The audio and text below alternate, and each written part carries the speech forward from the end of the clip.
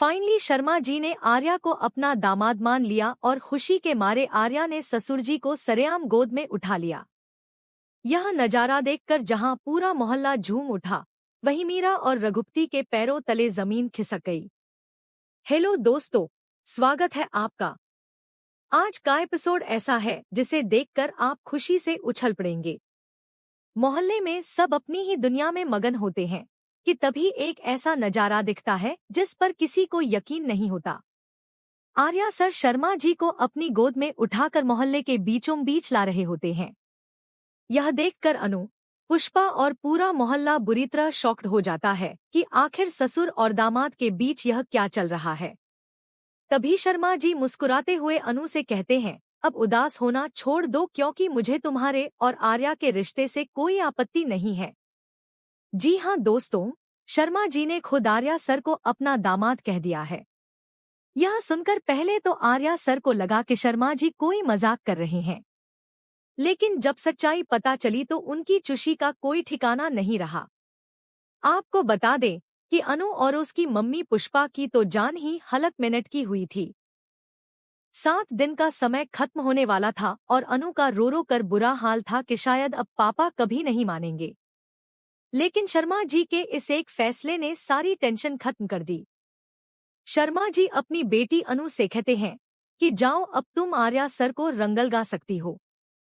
अपने पापा से परमिशन मिलते ही अनु दौड़ कर जाती है और आर्या सर को अपने हाथों से प्यार से होली का रंग लगाती है। इसके बाद आर्या सर भी अनु को रंगल गाते हैं।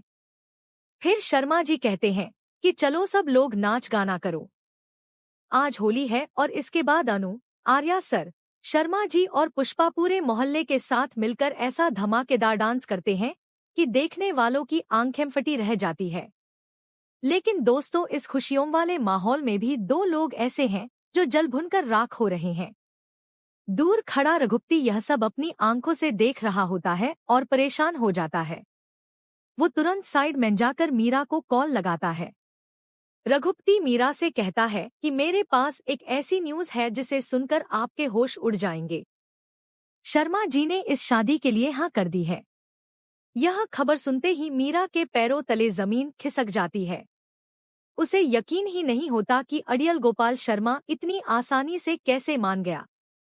अब मीरा बौखला जाती है और ठान लेती है कि उसे इन दोनों की शादी रोकने के लिए कोई बहुत बड़ा और खौफनाक प्लान बनाना ही पड़ेगा। वहीं दूसरी तरफ जब यह खुशखबरी उड़ते उड़ते गायत्री देवी के पास पहुंचती है तो उनकी आंखों में खुशी के आंसू आ जाते हैं। उन्हें लगता है कि भगवान ने फाइनली उनकी मनोकामना पूरी कर दी है। गायत्री माम फैसला करती है कि अब जल्द से जल्द इन दोनों की शादी करवानी पड़ेगी। साथ ही जब सिमन कॉल करके झंडे को यह खबर बताती है कि अनु और आर्या का रिश्ता पक्का हो गया है तो झंडे भी खुशी से झूम उठता है। तो दोस्तों, फाइनली शर्मा जी मान गए हैं। लेकिन क्या मीरा अपनी गंदी चालों से इस शादी को होने देगी? आपको क्या लगता है? कमेंट्स में जरूर बताएं। क्या आप इस शानदार एपिसोड के लिए एक्साइटेड हैं?